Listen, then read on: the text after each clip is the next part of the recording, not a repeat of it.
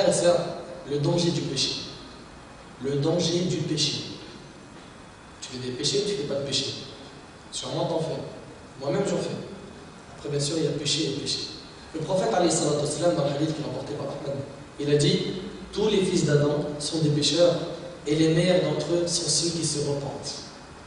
Donc on se met d'accord sur une chose, c'est qu'on fait tous des péchés, sans exception. Les meilleurs d'entre eux sont qui? Sont ceux qui se repentent. Le problème du péché, c'est qu'il fait baisser la foi. C'est qu'il mène vers l'enfer. Et il noircit le cœur. Il fait que tu ne savoures plus les rappels. Il fait que tu te sens mal à l'aise.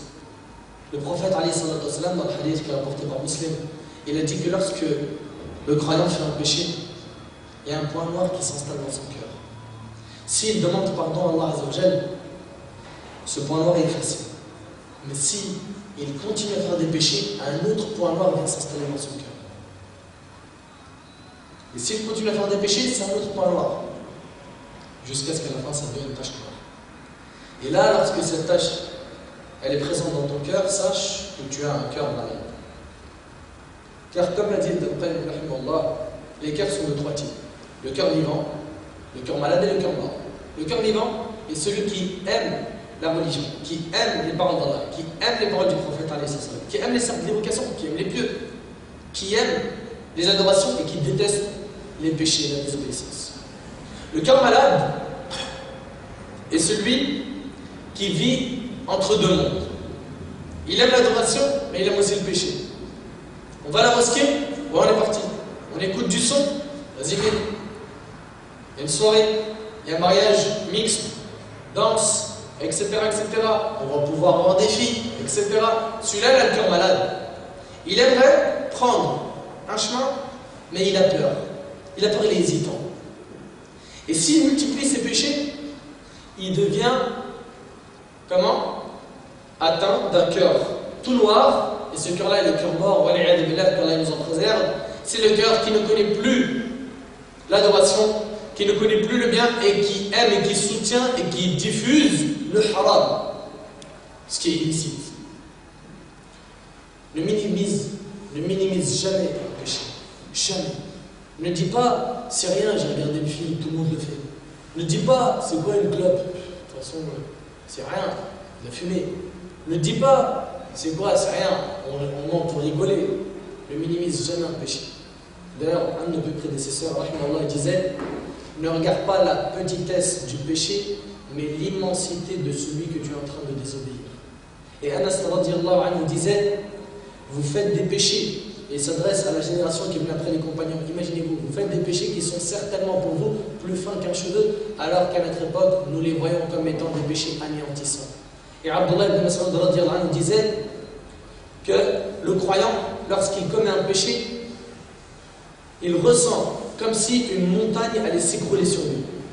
Alors que l'hypocrite, quand il commet un péché, pour lui, c'est comme si une mouche s'était installée sur son nez et qu'il lui a fait un geste de la main comme ça. C'est rien, il ne s'est rien passé, il fait un petit geste. Non, le croyant ne minimise pas le péché. Le croyant fait toujours attention à ce qu'il fait et il sait qu'Allah subhanahu wa ta'ala le regarde tout le temps. Mon frère, ma soeur, aujourd'hui on a des gens qui non seulement font des péchés, mais ce qui est très grave, c'est qu'ils les font que quand ils sont en secret et en public, ils montrent une image d'homme ou de femme pieuse. Et ça, c'est très grave. C'est ce qu'on appelle le double visage. Et on en a beaucoup dans notre communauté. Il est là devant toi, il parle de Coran, Hadith, Sunnah, Fiqh, etc. Savant, fatwa, tout. Et derrière toi, excusez-moi du terme, sans prendre de pincettes, film pornographique. Chat sur Facebook et sur des forums de haram. Et j'en passe. Toi qui penses qu'Allah ne te voit pas, sache que tu es tombé dans le plus grand panneau. Ou toi qui oublies qu'Allah te voit, tu es en danger.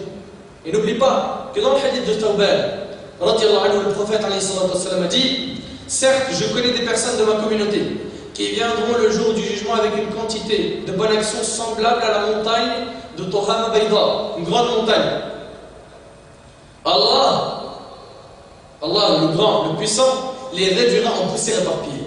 Donc le prophète il nous parle de gens qui viendront le jour du jugement avec beaucoup de bonnes actions, comme des mais qu'Allah subhanahu wa ta'ala va réduire en poussière éparpillée.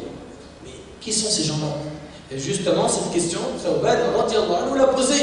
Il a dit au prophète alayhi salatu wassalam, décrivez-nous et dévoilez-nous afin que nous ne soyons pas parmi eux par ignorance de notre part. Le prophète alayhi salatu wassalam répondit, certes ce sont vos frères, donc ce sont vos frères des musulmans. Et il dit, sallallahu alayhi wa sallam, ils sont de votre origine, ils prient la nuit comme vous le faites. Mais ce sont des personnes qui, lorsqu'elles sont seules face aux choses sacrées d'Allah, les violent. Dès qu'ils se retrouvent seuls, ils désobéissent. Cela, s'ils viennent avec des montagnes, s'ils viennent avec des montagnes de bonnes actions, Allah les réduira en poussière éparpillée. Et le hadith il est rapporté par Ibn Majah et authentifié par Cheikh Al-Albani. Donc premièrement, fais très attention au péché. Ne regarde pas la taille du péché.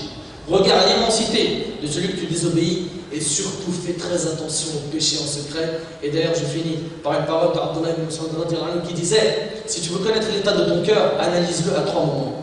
Le premier moment, c'est quand? Alors, on va voir si tu suis. Premier moment, c'est lors des cercles d'évocation. Est-ce que ton cœur est vivant?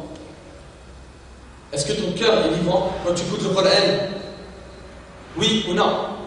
Le deuxième moment, c'est quand tu écoutes le Coran. Et le troisième moment, c'est quand tu es seul.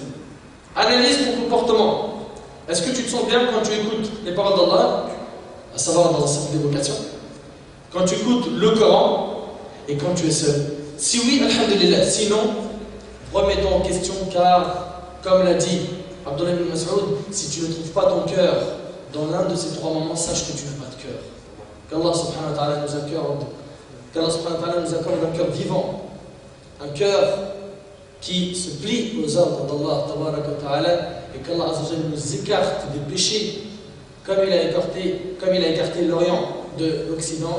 وهذا ما أعلم والله عز وجل أعلم. سبحانك اللهم وبحمدك أشهد أن لا إله إلا أنت أستغفرك وأتوب إليك. بارك الله فيك.